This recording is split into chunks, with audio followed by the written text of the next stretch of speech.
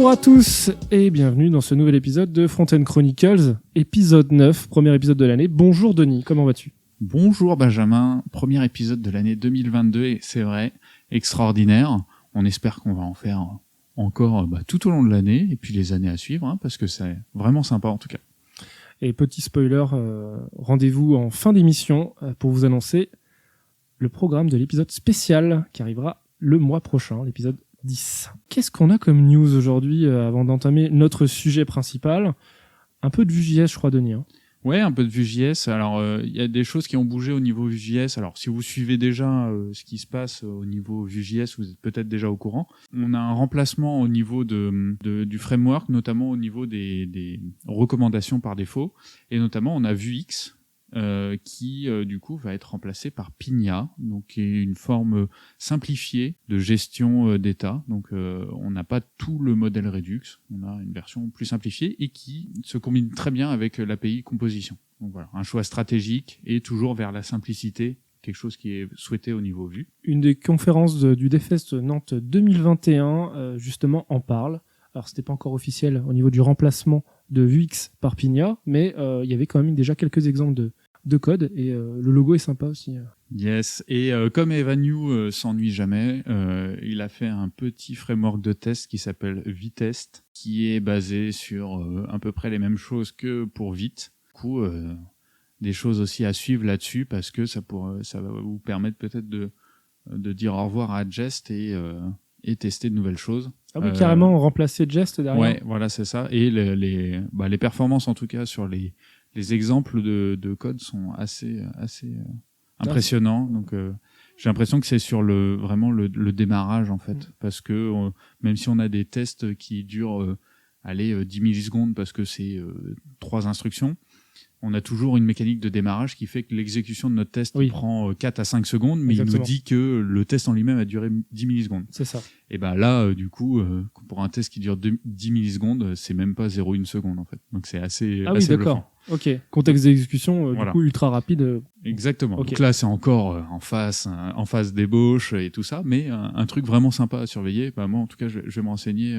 pour potentiellement l'adopter au moins sur mes projets perso et puis c'est vrai que Vite est quand même assez bluffant pour avoir essayé sur un projet Vue 3.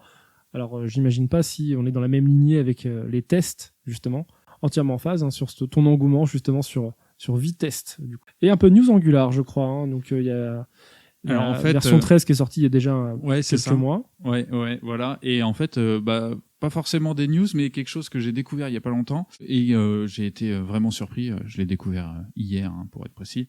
On a une partie génération serveur avec Angular Universal, donc un dépôt qui est disponible et que j'utilise quasiment tous les jours dans le cadre professionnel. Mm-hmm.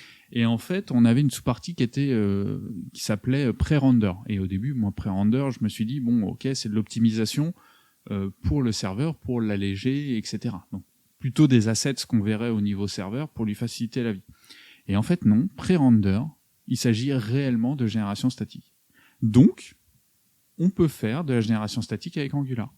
Donc, c'est-à-dire que si on a notre application Angular, on injecte Angular Universal, on met les 2-3 choses qui vont bien pour faire du SSR, et après, en fait, on va pouvoir run des commandes avec le CLI, des commandes de pré-render, et en fait, ça va nous faire nos pages directement. Et donc, du coup, c'est pas du tout des assets qu'on va avoir côté serveur, mais des assets au niveau browser. Et donc, on va pouvoir directement uploader. On va avoir des index.html qui contiennent toutes nos infos. Donc, j'ai été vraiment surpris de découvrir ça. D'accord, ok. J'en avais pas du tout entendu parler jusqu'à là, parce qu'effectivement, quand on parlait de génération statique, même dans les précédents épisodes de Front-End Chronicles, on était très Next, très Gatsby, très voilà. Next aussi, mais Next. Voilà. Mais c'est vrai qu'on pensait, moi je pensais en tout cas que Angular n'était pas du tout prêt, et en fait, si, ça existe et c'est utilisable. Ok, d'accord. Je pense que ça pourrait être l'objet d'un prochain Front-End Chronicles, de pouvoir vous le faire découvrir si vous le découvrez en même temps que Denis presque et moi du coup aujourd'hui.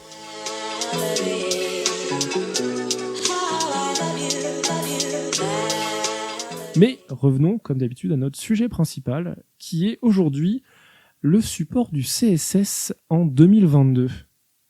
Grand sujet, parce que le CSS, quand même, c'est vraiment le talon d'Achille de l'intégration de sites web. Ah bah moi je trouve, moi c'est ma bête noire. Bah moi c'est une réflexion que je me fais souvent, mais c'est le seul endroit où on a le droit d'avoir des magic numbers et puis c'est ok quoi. Effectivement. Bon, maintenant il y a des choses beaucoup mieux. On essaie de mettre des constantes quand même un peu plus voilà. pour pouvoir gérer des thèmes, des choses comme ça quoi. Mais nos marges, on va potentiellement des fois en fonction de la maquette rajouter un petit décalage de 2-3 pixels, etc. Et c'est des choses qui plus tard je trouve sont assez impactantes en termes de maintenance, etc. Et je trouve que c'est très très vite verbeux pour faire peu de choses quoi. Bah, c'est vrai que même déjà en ayant un design system, il m'est arrivé de voir des magic numbers alors qu'on a des super variables qui font le taf en fait, qui sont en correspondance avec les maquettes. Alors souvent c'est parce qu'il y a du legacy dans le code et qu'on n'est pas repassé dessus. Mais effectivement, je pense que ça peut parler un peu à tout le monde. Et on veut surtout, en CSS, éviter de faire n'importe quoi et faire les choses bien. Et du coup, bah, jusqu'à maintenant, jusqu'à très récemment, là on va en parler, il n'y a plus de support IE. Une étape assez marquante, hein, on y est dedans, hein, parce que les frameworks arrêtent tout simplement le support. On a aussi Google Search aujourd'hui qui fournit une page, un fallback en fait, une autre page pour IE. Okay. Et du coup, bah maintenant, on a déjà même Google fait une scission entre du IE sur lequel ils vont fournir des pages legacy sûrement et le reste en fait. Même si bon, IE, on aime bien à chaque fois taper dessus. L'inconvénient d'IE par rapport aux navigateurs modernes, c'est que les navigateurs modernes, en fait, ils font de l'auto-update maintenant. Oui. Et du coup, il n'y a pas du tout de gestion au niveau de l'OS. Il n'y a pas de restriction. C'est-à-dire que ton navigateur, il va se mettre naturellement à jour et t'as pas de blocage. Et même si t'es dans une infrastructure d'entreprise, etc., où t'as pas les droits administrateurs sur ton ordinateur, bah ton navigateur va quand même se mettre à jour. IE11 sera du coup tout simplement désactivé de Windows après le 15 juin 2022. En gros, ça veut dire quoi ? C'est-à-dire que dès que vous voudrez lancer IE, ça sera dirigé vers Edge. Ouais, voilà, c'est ça. Ouais. Et il me semble que c'est déjà désactivé sur Windows 11. Donc si vous installez la version 11 de Windows, vous n'avez plus IE.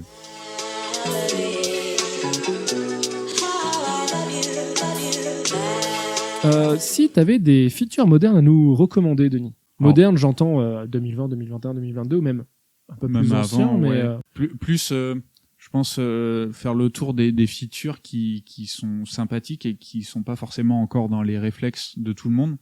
Évidemment, CSS Grid, sorti en 2017, incontournable aujourd'hui, parce que autant on n'a pas forcément la dernière feature de CSS qui est sortie l'année dernière sur nos navigateurs, autant CSS Grid, le support commence à être vraiment très très bon, et donc c'est très appréciable. Et ça vient avec son pote, le Flex. C'est très important de comprendre que c'est complémentaire et que ça remplace pas.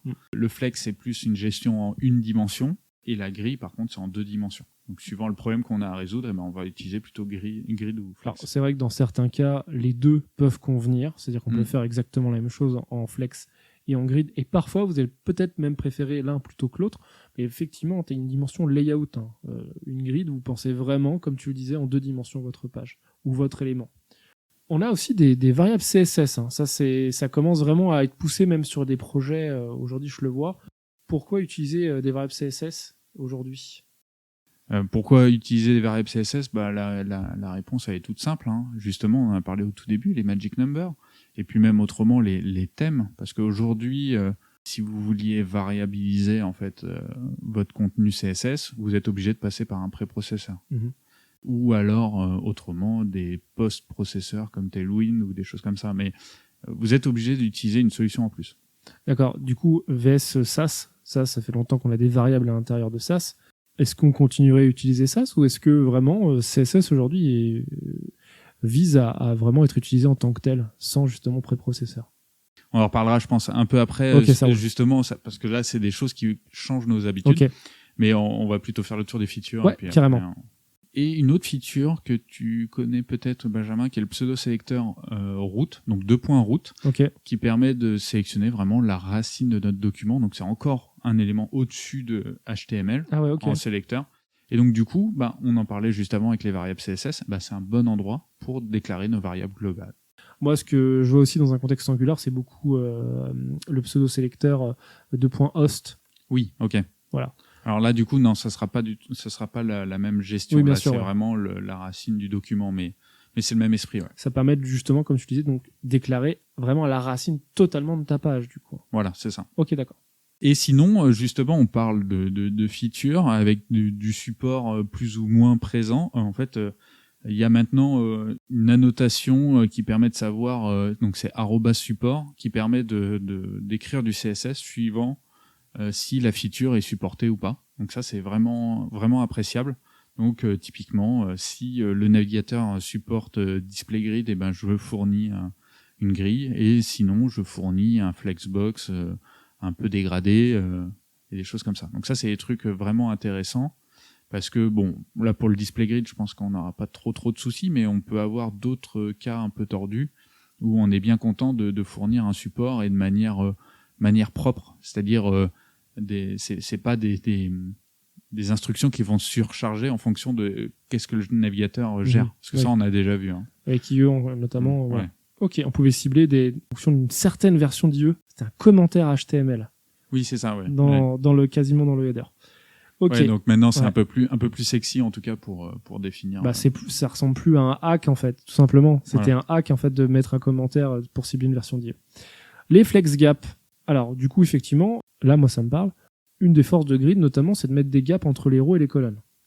C'est une feature, quand c'est arrivé, moi j'étais surpris, je me disais, mais ça n'existe pas déjà. Je veux dire, c'est tellement basique, c'est-à-dire qu'on va définir un certain nombre d'éléments, et en fait, on est à chaque fois en train de se batailler avec les marges ou des choses comme ça, quand on veut juste dire qu'il y a un espace entre tous les éléments. Alors, on bidouille pas. Voilà. Et là, concrètement, on décrit, moi c'est ce que j'adore dans la norme CSS Grid, hein, c'est que on décrit vraiment, voilà, ok, entre mes colonnes et mes rows, je veux tant d'espace. Voilà, ouais. Il n'y a pas d'effet de bord, c'est vraiment ce que ça doit faire. Mais ça n'existait pas en Flex. Non, et ça a été rajouté bien après, ouais. Et enfin, tu voulais nous parler aussi de Scroll Snap. Ouais, c'est une petite feature qui, en fait, c'est le genre de feature qu'on va pas utiliser la majorité du temps. Par contre, dès qu'on en a besoin, c'est trop bien. C'est pour verrouiller le scroll, en fait, sur une partie de l'écran. Ah oui. Et du coup, ça nous évite de trop décomposer notre HTML et avec les overflows un peu à gauche à droite, comment on va structurer sa page. Là, je vous recommande plutôt de lire la documentation parce que ça reste un usage assez avancé, quoi. C'est pas hyper intuitif, mais c'est très pratique en tout cas. Ça évite de tout bousculer dans notre HTML, quoi. Ok. Alors, qui dit feature moderne dit qu'on a un peu de legacy aussi en CSS, même beaucoup.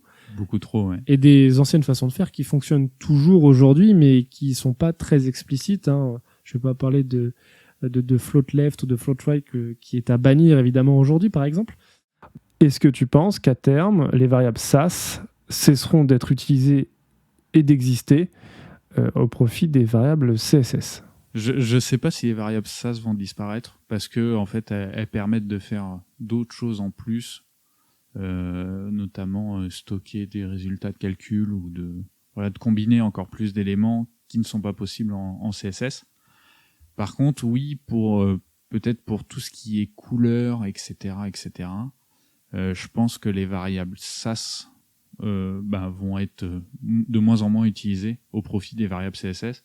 Et une règle toute bête, si on veut changer un thème de page, donc thème clair, thème sombre par exemple, si on le fait avec SAS, en fait on va avoir des fichiers CSS qui contiennent notre thème clair, notre thème sombre, et en fait on va le changer à la volée, le thème de la page. Et si on utilise des variables CSS, en fait on a juste à les remplacer. Donc je pense que rien que pour cette facilité-là, je pense que les variables CSS vont prendre le pas dessus, oui. Ouais, au moins sur la majorité des usages. Et variables SAS, ça sera plus que des cas à la marge. De la même manière que TypeScript, quand il transpile, se met à jour sur les implémentations du standard, je pense que oui, effectivement, les variables CSS vont prendre de plus en plus d'ampleur par rapport aux variables SAS, parce que SAS avait été créé aussi à la base pour combler pas mal de lacunes de CSS, y compris les variables. Exactement. De faire des variables. Ouais, c'est ça. Et le jour où il y a du nesting dans CSS, je pense qu'il y a plein de projets qui peuvent tourner sans SAS. Hein. Il y a aussi un des avantages en dehors des variables au niveau du SAS, c'est que il y a aussi la puissance des mixins, le fait de pouvoir faire des fonctions qui vont permettre, notamment par exemple, de générer des pans entiers de code ou des pans entiers en fonction de conditions. Ça n'existe pas du tout en CSS. Et tant que en CSS on ne pourra pas le faire, si un jour on peut le faire, il y aura toujours cette force-là au niveau des préprocesseurs.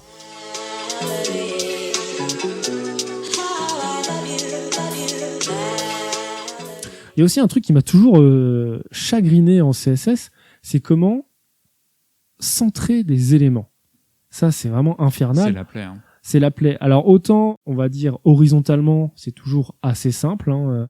Par contre, centrer verticalement, ça a toujours été une plaie. On a toujours essayé de faire du position absolue, du top à 50%, du left à 50%, et derrière lui attribuer une transformation de ces moins 50% en top et en left. Qu'est-ce que toi t'en penses, Denis, justement, de centrer les éléments? Comment aujourd'hui on pourrait le faire simplement avec des choses qu'on a vues précédemment?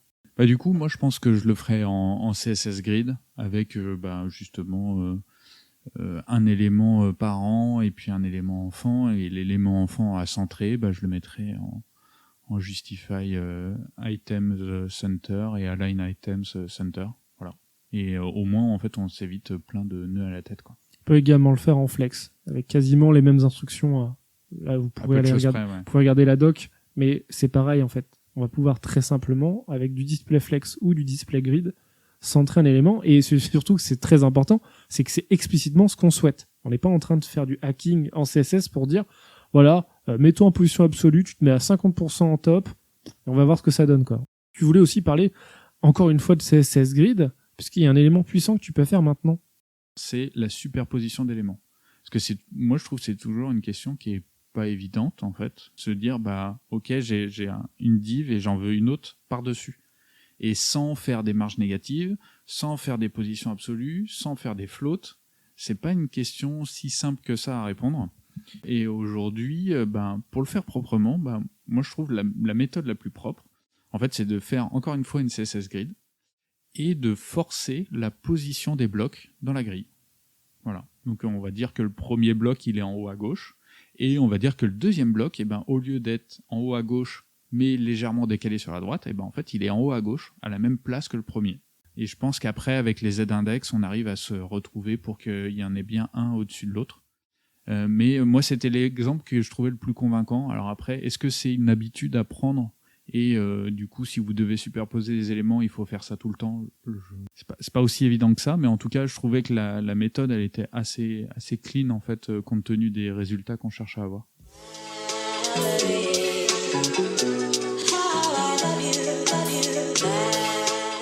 Maintenant qu'on est débarrassé d'IE, c'est vrai qu'on a aussi une forte part de marché pour ce qui est Chrome et Chromium, avec notamment une nouvelle qui avait fait un gros boom dans les internets, avec le fait que Edge abandonne son moteur JavaScript Chakra Core pour passer sur le même moteur de rendu que Chrome. Déjà que Chrome a une énorme part de marché aujourd'hui sur le web, le seul gros challenger en face, c'est Firefox, et plus ça va, et plus il perd aussi des parts de marché. Est-ce qu'on va pas se retrouver face à un nouvel IE, un nouveau navigateur qui, justement, a énormément de parts du marché, qu'il dicte finalement les standards?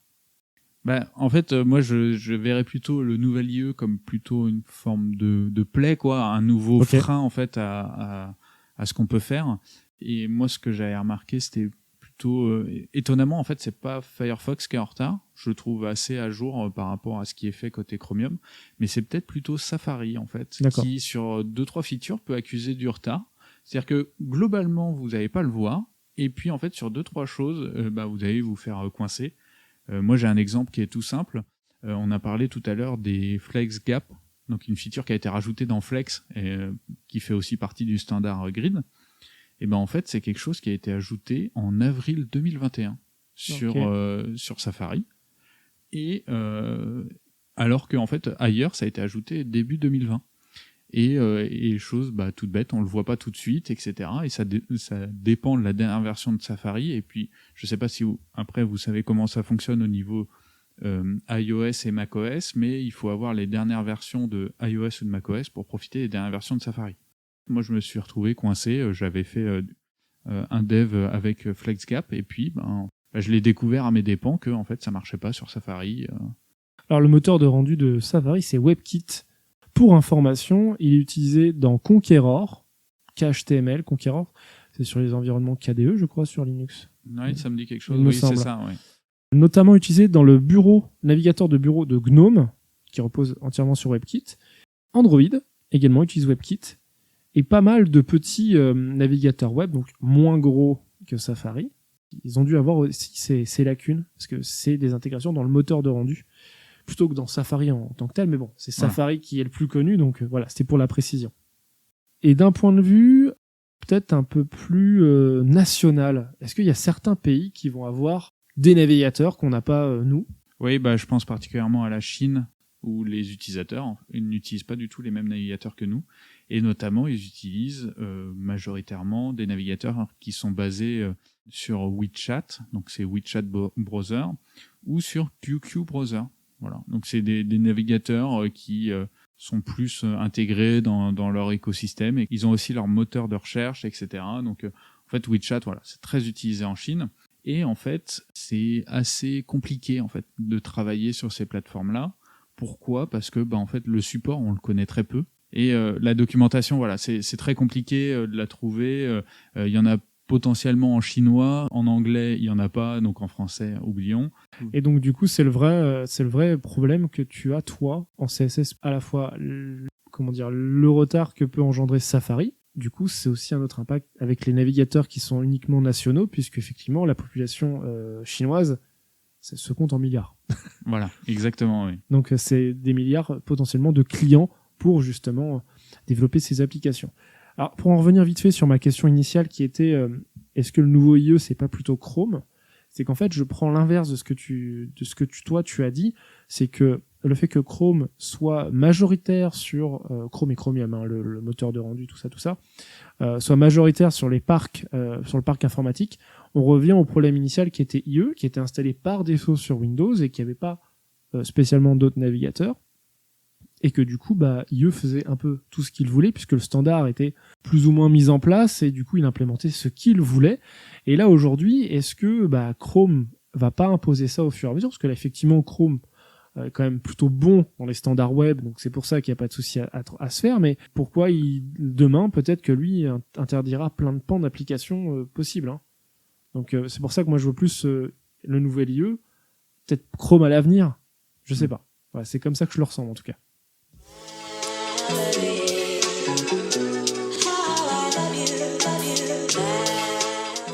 Et du coup, en 2022, est-ce que tu as des features à recommander, à voir, qui sont peut-être pas encore trop supportées sur les navigateurs ?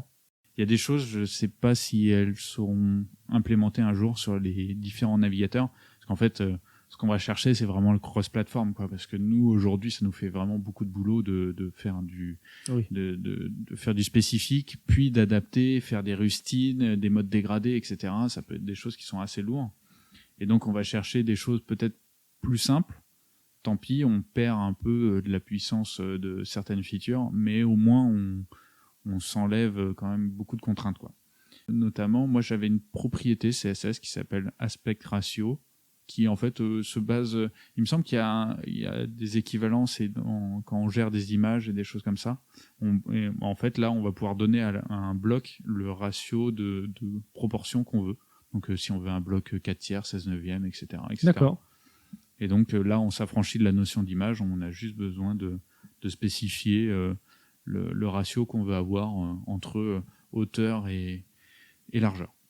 Ok. Il y a aussi un autre aspect intéressant qui est déjà disponible, c'est le fait de mettre le mode de chargement de ces images en lazy, qui vous permet justement d'attendre que la ressource soit affichée à l'écran au niveau balise HTML pour que lui puisse charger et pas charger inutilement une ressource qui ne sera jamais affichée. Et là, il y a une propriété du même Akabi dont tu voulais nous parler, Denis, qui s'appelle la propriété Content Visibility, qui là, j'ai l'impression d'être un peu plus globale que pour les images.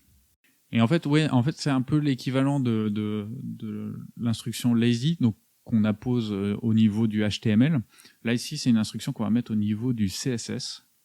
Et du coup, on va mettre une propriété Content Visibility qui a 3 modes. Donc, mode par défaut, mode caché ou mode automatique. Et le mode automatique, en fait, il va automatiquement faire du lazy loading en fait sur notre contenu.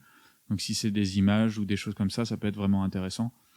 Si on a mis un background URL en visibilité automatique, et ben en fait ça va faire du lazy loading. Donc ça c'est des trucs vraiment cool, chose qu'on pouvait pas faire avant. Et enfin, une petite feature qui tenait à cœur, parce que on a entendu dans ce podcast que tu étais très enthousiaste sur les grids, et là on a l'arrivée de la subgrid. Alors subgrid, je sais pas si ça arrivera un jour malheureusement, parce qu'aujourd'hui c'est une feature qui est implémentée que dans Firefox. Firefox, ils aiment beaucoup cette feature-là. J'ai pas été voir au niveau du standard CSS où est-ce que ça en était, parce que je suppose qu'ils ont un système de proposition, de revue, etc. Donc je pourrais pas vous dire où est-ce que ça en est. Par contre, c'est quelque chose qui est vraiment, moi, m'intéresserait beaucoup parce que en fait, on a des petites astuces pour éviter des choses indésirables. Typiquement, si on met une grille dans une grille, et en fait, on a des proportions qui vont bouger dans la grille à l'intérieur. Oui. Et du coup, on est obligé de se prémunir de ça en faisant d'autres choses. Et c'est des phénomènes qui sont assez dommages parce que, en fait, le subgrid en lui-même, c'est pas tant lui qui est important, mais c'est que ça permettrait de résoudre un peu ces problèmes-là. Parce que ces problèmes-là, en fait, pour les novices, c'est horrible, quoi. C'est vraiment horrible. On met une grille dans une grille, il n'y a pas de raison que ça marche pas, quoi. Et là, en fait, ça devient une plaie à gérer parce qu'en fait, nos éléments à l'intérieur de la grille vont devenir flexibles et en fait, ils vont faire n'importe quoi. Donc ça, c'est une feature à surveiller. Le jour où ça arrive, en fait, ça nous enlèvera beaucoup de soucis. C'est plus ça. Effectivement, j'en ai entendu parler, moi, dès que j'ai découvert Grid. Avec le subgrid, c'était déjà des propositions qui étaient faites. Ça remonte à quelques années. Mais effectivement, si c'est encore sur le tapis, espérons que justement ça avance de ce côté-là. Moi, j'ai une recommandation à vous faire. J'ai acheté un livre il y a 2 ans et demi à peu près qui s'appelait CSS3 Grid Layout. Vous allez enfin aimer le CSS et c'est un livre qui a été écrit par Raphaël Goetter. C'est une personne qu'on avait été voir, Denis, en Coding Lab, au DevFest. Ah, c'était lui ? C'était lui, qui justement nous avait fait un Coding Lab sur le CSS Grid. Et ce monsieur, a sorti un livre, donc je le mettrai dans les notes de l'émission, où effectivement, on parle de la base de pourquoi Grid a été créé et comment bien l'utiliser derrière. Donc je pense que c'est un bon petit livre à avoir.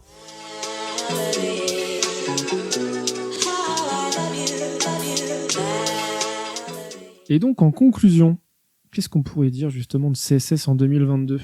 Peut-être quelques pilules qui sont un peu dures à avaler, même si on fait du progrès, beaucoup de progrès là-dessus. Malheureusement, je pense qu'il faut encore modifier son HTML pour adapter son visuel. Je suis d'accord. Et ça, je trouve, moi, c'est une pilule qui est très dure à avaler parce que c'est la promesse initiale. Le HTML, c'est la structure, le CSS, c'est la mise en forme.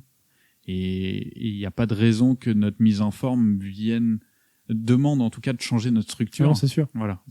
Donc là, c'est vraiment une notion de paradigme. C'est un peu des tocs, évidemment. Mais... Même si Flex et Grid viennent quand même nous aider, parce que Grid, quand on peut déclarer des zones nommées pour dire tiens, toi tu vas les te mettre en haut à droite, alors qu'en fait dans le HTML il est en haut à gauche, c'est quand même fantastique. Oui, pouvoir vraiment bien sûr, ça, le c'est décrire, bien. Voilà. Mais c'est encore trop peu, comme je le disais tout à l'heure, c'est encore trop peu utilisé le CSS Grid. Et même en Flex, on peut quand même, juste avec une instruction, changer l'ordre des éléments sur la page, mais c'est encore trop peu utilisé également. Et en fait, moi, ça me fait penser à une phrase de Richard Feynman. Bon, c'est de la mécanique quantique, mais quand il dit vraiment que personne ne comprend la mécanique quantique, j'ai presque envie de dire pareil du CSS en fait. En gros, personne connaît vraiment le CSS, quoi. C'est très difficile de faire du CSS maintenable et du coup de complètement dégommer tes efforts. C'est-à-dire que tu t'es appliqué à faire tes composants bien pour qu'ils s'imbriquent parfaitement dans ton CSS, et quelqu'un qui arrive qui n'a pas la connaissance de ton code ni du design system va venir ajouter des choses et surcharger tes variables, et ça va tout casser. Et même toi, en fait, parce que tu reviens dessus 6 mois après, et en fait, tu vas bouger des propriétés par quelque chose qui te semble logique, et en fait, c'est des petits ajustements à gauche, à droite, mais c'est vraiment... tu bouges un truc. En fait, c'est un peu le même phénomène que l'image dans les documents Word, quoi. on déplace une image et puis il y a toute la page qui change. Et ben en fait là c'est pareil, mais les conséquences on les voit pas tout de suite, mais voilà, en rajoutant juste un petit padding sur notre composant bouton, et ben en fait on se rend compte que à plein d'endroits on est obligé d'ajuster les marges, sinon il y a plus rien qui va, quoi. Et donc du coup c'est dans ce sens-là où en fait on peut faire du CSS simple, etc. Mais très vite en fait c'est forcément verbeux parce qu'on est obligé d'ajuster sans arrêt, on corrige à un endroit et donc faut réaligner à un autre, etc., etc. Et du coup dans 6 mois en fait, quand tu regardes le guide Blame, l'autre c'est toi. Exactement.